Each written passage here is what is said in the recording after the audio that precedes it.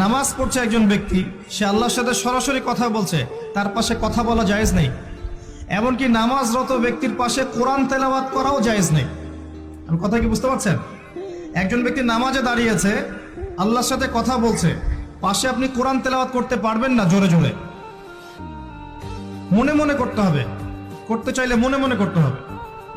অনেক সময় মসজিদের ভিতরে দেখবেন নামাজ পড়া হচ্ছে, শোরগোল করছে। নবী সাল্লাল্লাহু আলাইহি ওয়াসাল্লাম বলেছিলেন, আখিরুজ জামানে, তিরমিজিতে আছে হাদিসটা, আখিরুজ জামানে ইসলামের নামটুকু থাকবে, ইসলামের প্রকৃত বিষয়গুলো থাকবে না।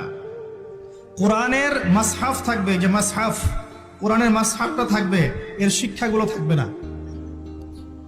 মসজিদগুলো হবে চাকচিক্যময়, কিন্তু মসজিদ হবে হেদায়েত শূন্য। আর চতুর্থ লাইনটা আরো ভয়ঙ্কর। 4 নম্বর লাইনে গিয়ে নবীজি বলেছেন সাল্লাল্লাহু আলাইহি ওয়াসাল্লাম, আসমানের নিচে জমিনের উপরে আল্লাহর